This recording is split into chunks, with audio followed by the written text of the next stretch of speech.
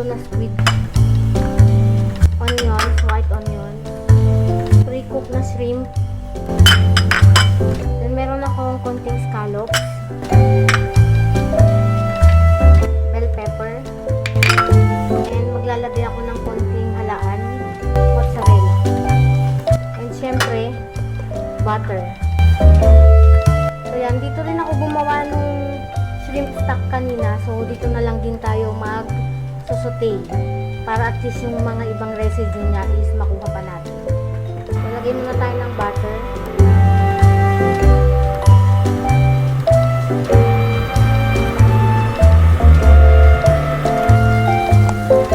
Yan, lagay natin yung onion.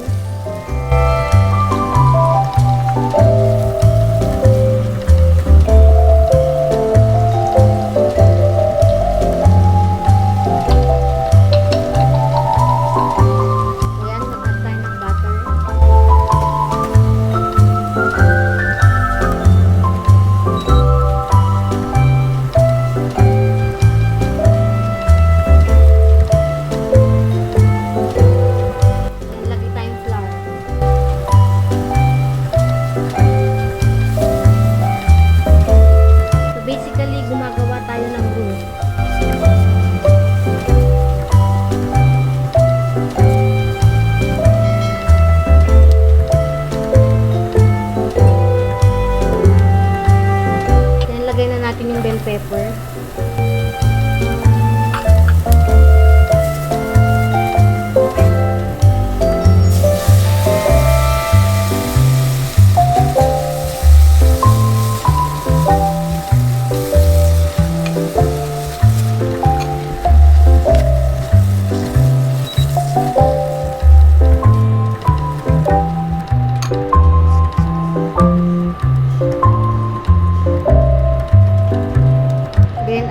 Cream.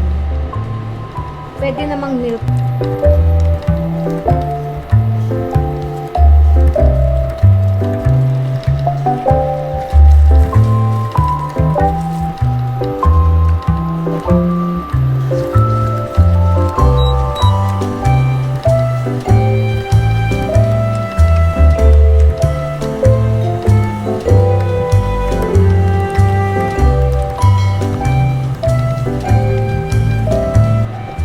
Ulit ng shrimp stock. Actually, 1.5 cup lang lahat to yung shrimp stock na meron ako. Kasi, konti lang naman yung gagawin natin. Yan guys, see? Yung consistency niya. Pero dahil tutubig pa yan ng konti later, dahil dun sa mga fish, tsaka yung mga ibang seafood, tama na to.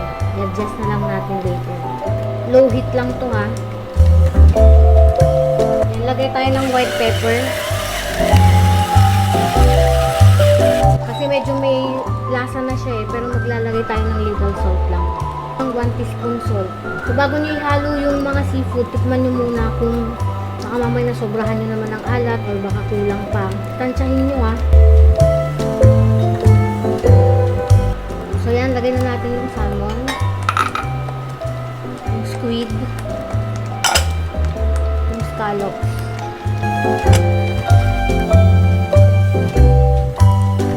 Assemble na natin yung sinain ko na rice and itong sauce niya. So yan, brush lang natin ng butter.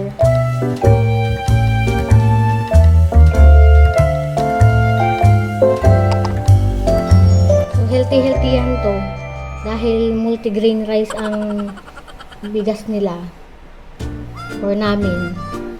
So, ito na rin yung ilalagay natin. Pwede rin gumamit ng ibang rice. Yung white rice o yung Japanese rice, pwede rin yun.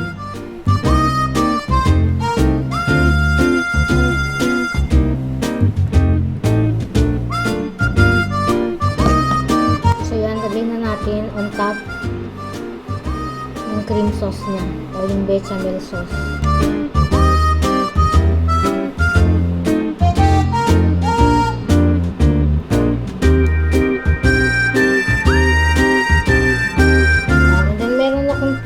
Dito, nahalaan. Lagay na rin natin pang design.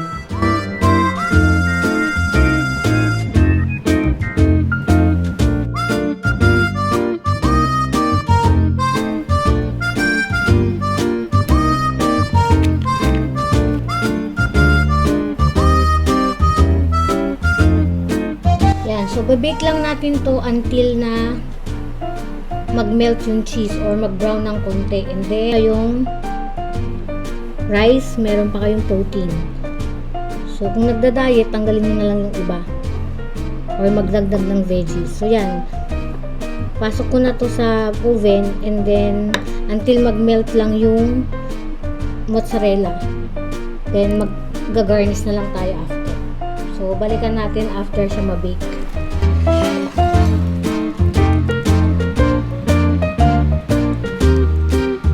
So, yan. 15 minutes lang to.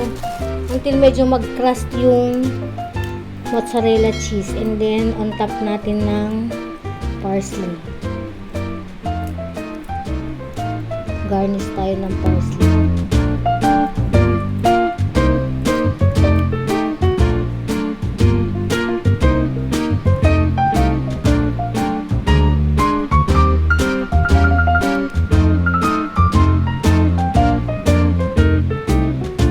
Then, lagay rin tayo ng lemon para kung gusto nila, pantanggal din ng umay.